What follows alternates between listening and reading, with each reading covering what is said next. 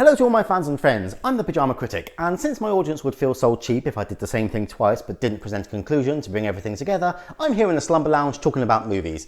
While sequels are hotly debated in the movie world, and specifically in horror, not much is said about trilogies, mainly because that's such a rarity. A lot of movies that end up as trilogies weren't always planned that way. In fact, sequels are rarely planned out at all. In an industry where a single product can have an 8 or 9 figure budget, it makes sense to wait for the results from the first before embarking on any follow-ups. Still, a daring director can place unresolved plot points in the movie with a couple more scripts in mind, so if the movie does well, then the trilogy answers those questions. If it bombs, then it's just a one-off movie where one of the things the audiences claim they didn't like about it was the unanswered questions. So make a movie that has more story in it, but comes to a satisfying end just in case there are no sequels. When it comes to the second one, make sure that finishes in a way that could be the end too, but always have your final ending penciled in for the third movie. This is an example of a horror series that worked exactly that way, so let's take far too close a look at Scream 3.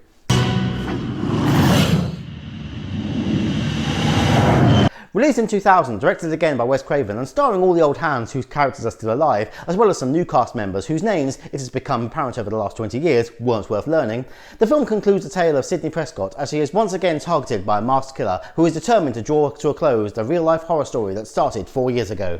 I mean, think about it. I'm risking my reputation as the host of this country's #1 nationally syndicated talk show to do a cameo in some cheap slasher flick. We make a slight diversion from the standard opening the last two movies enjoyed by opening on an established character, Cotton Weary, played by Liev Schreiber, who has clearly had some success with his glory hunting in the last movie. He is now a successful and well-known talk show host and is on the way home from making a cameo appearance as himself in the latest Stab movie. That should alert you to just how deep the meta is going in this movie. In fact, the franchise seems poised to swallow itself in its own world. Still, there are elements of the basic formula here. He gets a phone call from a stranger while driving, naughty boy. Technically it was legal at this point, but that's no less dangerous. Whoever the latest Ghostface is, he appears to have even more new tricks as he can do more voices now, and lures Cotton by pretending to be a fangirl, although soon slides back into the Roger Jackson voice we have all come to expect during these phone calls. Short story shorter, the caller is at Cotton's apartment stalking his girlfriend, causing Cotton to rush home, demonstrating all the skills he learned playing the original Grand Theft Auto. Meanwhile, Cotton's partner Chris upholding the Scream tradition of teasing the audience by denying nudity when she is attacked by Ghostface, and it becomes clear he can't just do multiple voices, he can perfectly impersonate specific people, as he convinces Chris he really is her boyfriend, doing such a good job she doesn't trust a real Cotton when he gets home. Behind you!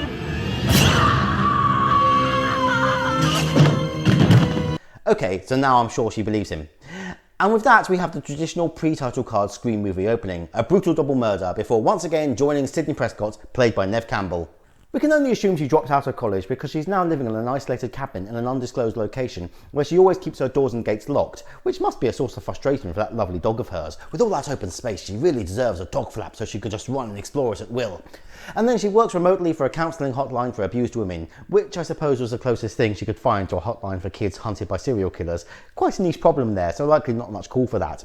That's enough introduction for Sydney. Time to catch up with Gail, now running a gossip programme in LA and giving a guest lecture to a journalism class. She's soon approached by a homicide detective who wants to let her know about Cotton's murder and get her thoughts on the matter, since she really did write the book on Cotton Weary's involvement with this crime. 2 to date, in fact. I'll show you this because you're the Woodsboro Authority, because you knew it. I promise you. If you share this with the world, it's you I'll be arresting. I swear my Pulitzer Prize, which I plan to win one day, Detective. It's hard not to notice a tonal shift in the way all these characters come across and with the dialogue across the film in general. This is clearly because Kevin Williamson wasn't on board to write this one. He would have done. He had always seen the films as a trilogy, but was too busy with TV projects to meet the deadline the studio wanted. He did provide a treatment for the movie, but it was largely ignored by the new screenwriter. Evan Kruger is the new writer, and he doesn't do this film justice, but it seems Wes Craven was drawn to Mr. Kruger. Can't imagine why. Gail makes her way to the closed set where the new Stab movie is in production, but this isn't Stab 2, we're on to Stab 3 now, so the in-universe movie series has caught up and overtaken the actual movie series.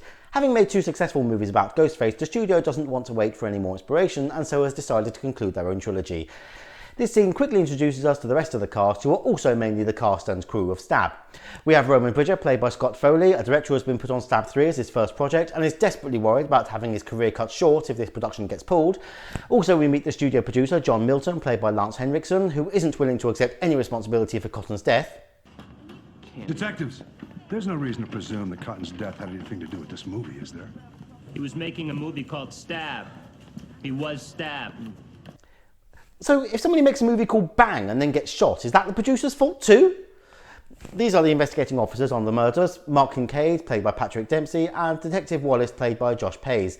Next we have Emily Mortimer, playing Angelina Tyler, playing Sydney Prescott, and Matt Kiesler, playing Tom Prince, playing Dewey Riley. With one line of dialogue, we're told we won't be seeing any of the stab cast they told us about in Scream 2. I'm starting to see why Tori Spelling and David Schwimmer didn't want to come back. And Jenny McCarthy and Dion Richmond complete the cast as expendable teens. Finally, as Gail makes her entrance, she is approached by the movie Gail Weathers, played by Jennifer Dooley, played by Parker Posey. Have you got a headache yet? Well, here's something to understand. The actual Dewey, as in the character who has been in the last 2 movies, is on set helping the actors research their roles by telling them about his experience, once again played by former WCW World Heavyweight Champion David Arquette. A bit of discussion where it is demonstrated that relationship once again fell apart, though Dewey at least seems to still harbour feelings for Gail, shown by his keenness to get close to the movie Gail, as though she is the next best thing he could find. One quick and completely pointless in-character cameo from these two. Oh shit, Sambo, it's that TV news shit, Connie fucking Chung. Hey Connie, how's Maury? And we're back to Sydney. She's being visited by a father who gets the most screen time he's had all series, but don't get too attached, that's all we get. Most unfortunate, I feel the character had some great potential and could have done well with a bigger role. Sydney is being haunted by dreams of her mother and, unsurprisingly, Ghostface, but enough of that, back to LA, where Jenny McDarlingface has gone to meet Roman, only to find the whole office empty. While I may not have a very high opinion of Kruger's writing when it comes to the established characters, there are some great self-referential jokes like this. You're not happy with your part. I'm not happy that I'm 35 playing a 21-year-old. Jenny McCarthy was 27 at this point. That is some heavy work from the makeup department, so she's a young woman playing a middle-aged woman playing a teenager. And you thought the meta couldn't get any more multi-layered after Scream 2. Sarah realises she's been talking to the real Ghostface and tries to hide, and after discovering the follies of trying to fight back in the props department, she's stabbed in the back.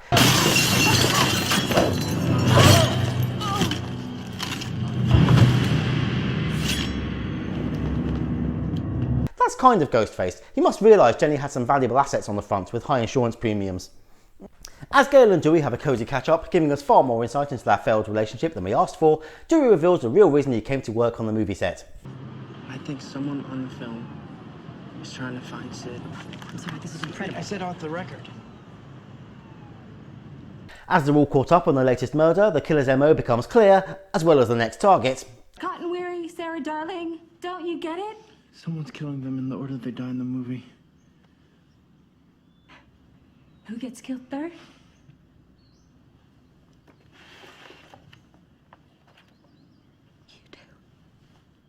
As well as taking out the stars, the killer is leaving pictures of Sydney's mother on every crime scene, and now Roman the director finds out his movie is being shut down and he's suspected of murder. Not sure which one will bother him more, but we do get this line. God, Roman. Remind me not to sleep with him again. Remember that, it will be on the test later. We check in with Sydney again as she gets the dreaded call, and this time it's not a dream. Hope and pray that these killings may be over. Just one question. Do you think it's over, Sydney? Do you? Really, I would like to say more about that side of the plot, but we're not given enough to say anything about at this point. Back to Movie Gail's house, where she and the rest of the newly out-of-work cast are drowning their sorrows, pausing only for some expositional conversation between Dewey and Gail, where we learn Sydney's mother had more secrets than even Sydney or Mr. Prescott knew. Also, we don't want to go too long without killing, so Ghostface shows up, abandons the whole killing stars in the order of their character's death concept, and takes out Movie Gail's bodyguard. However, he's not done with them yet.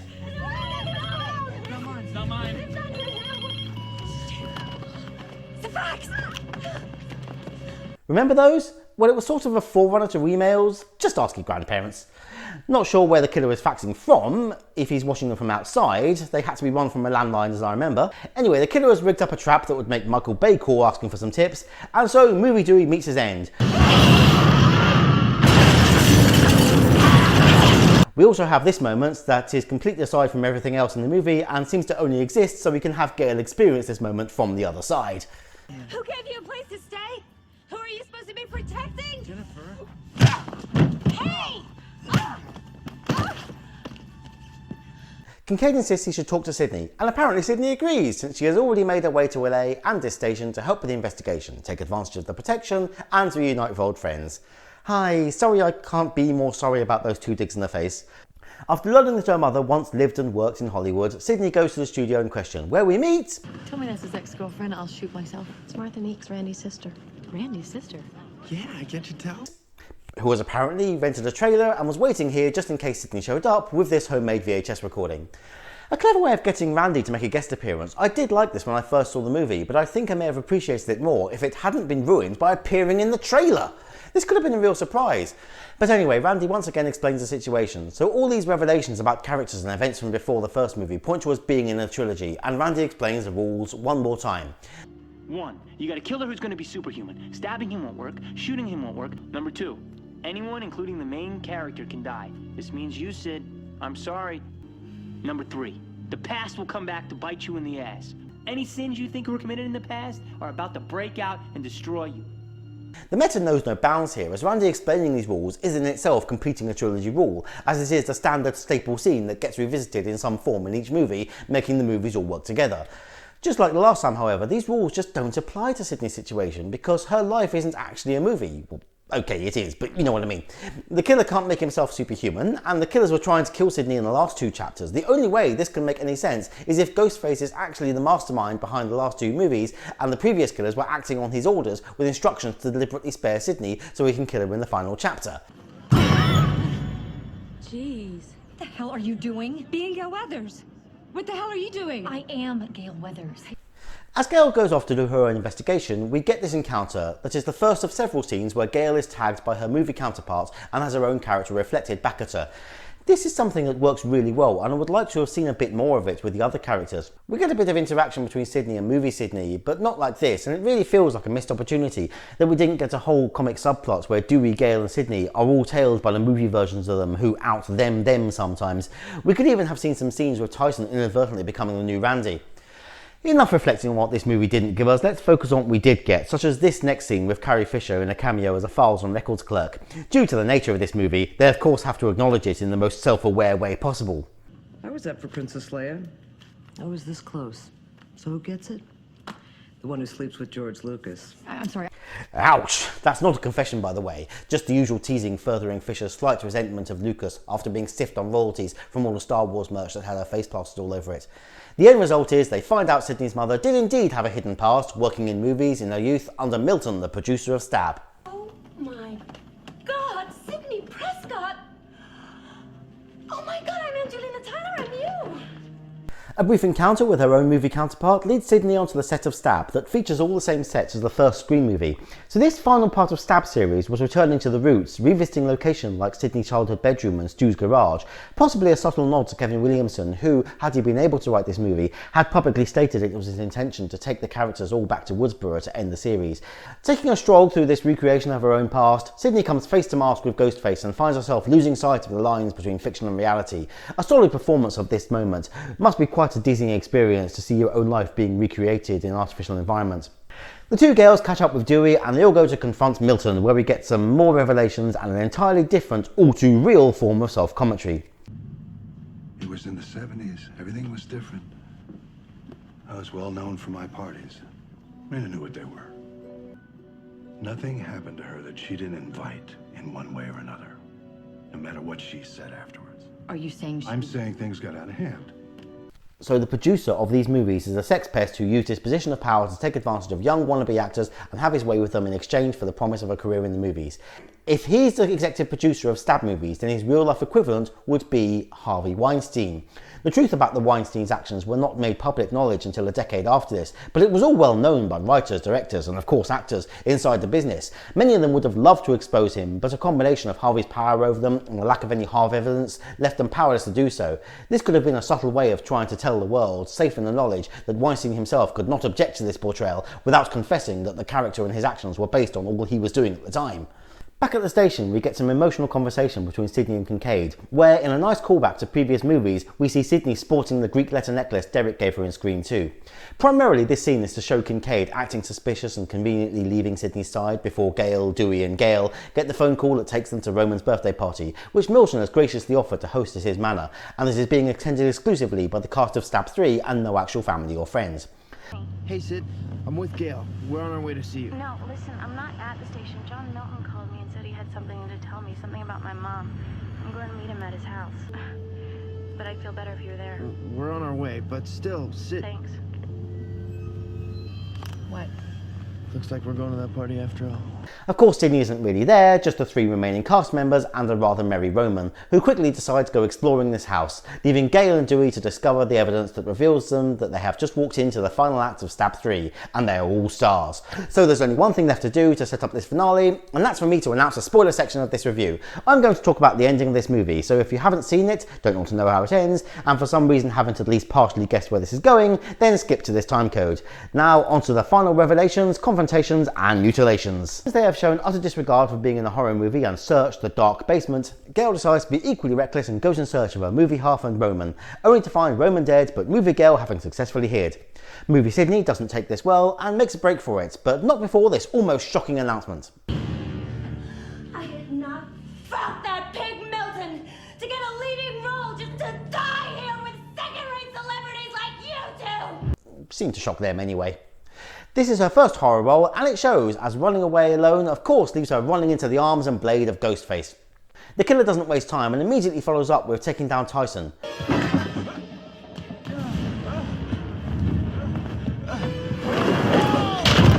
I was really hoping that rug pull would be the totality of the kill, like flipping over so he lands on his neck. Would have been consistent with the borderline cartoon kills you start to see in later horror sequels. It may as well have been, but Ghostface finishes him off with knife and gravity. Finally, we get this moment of miscommunication with a two-way mirror that spells the end for Gale's double. Well, that and Dewey being slow to act and dangerous with his gun. He only needed to shoot one of those panels and they would have got behind the mirror to rescue her. Instead, he risks shooting the actor and empties his revolver. The whole sequence, all 3 kills, takes less than 4 minutes. This Ghostface doesn't mess around. That is why he immediately moves on to his next target, Gale, but he finds out the hard way that people who have been through this twice are not as easy as would-be actors.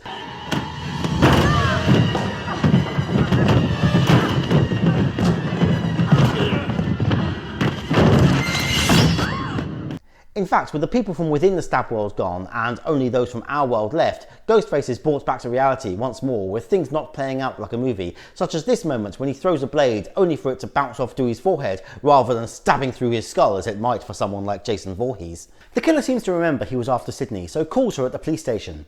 You're dead. I don't want them. I want you. It's simple. You show yourself, they survive. You run, they die.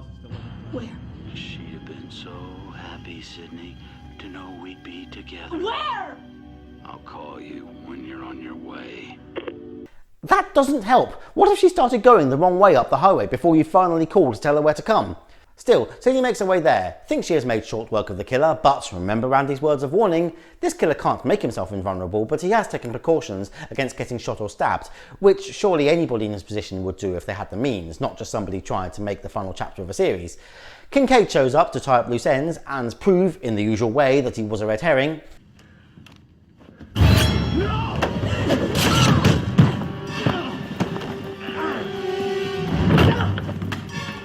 Sydney stumbles into Milton's private screening lounge where home movies of her mother shot from afar are playing and Ghostface makes his entrance, ready to reveal his big secret.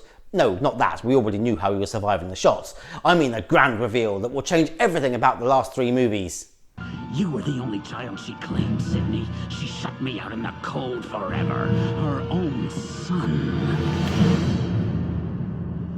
Roman is Sydney's brother, and of course he didn't die in the basement. No doubt realising he's only got a few minutes of screen time left, he rattles through his explanation quickly. It was he who revealed the truth to Billy about his father and Sydney's mother that motivated Billy to kill her with the help of Stu. That was the end of his plan, however. Billy's and Stu's actions the next year were an unexpected bonus, and then when the year after some other people made the sequel, Roman was motivated to get into action and conclude the trilogy himself. This is a somewhat convoluted extra backstory, but it does at least give an explanation for who was in Sydney's garden way back in Scream when the 2 killers were both in the video store of Randy. Roman reveals the final part of his plan to frame Sydney for all the murders and emerge the hero, again taking us right back to the first Scream.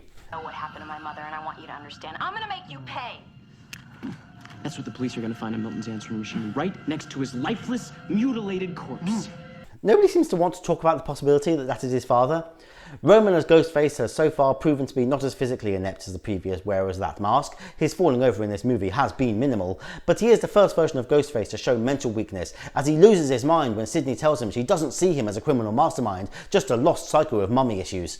Stop! You know why you kill people, Roman, do you? Don't want to hear it! Because you choose to! There is no one else to blame! Fucking damn it! Why don't you take some fucking responsibility? Fuck you! The final chase is replaced here with a mano a mano. Yes, that's accurate. Drag out fight.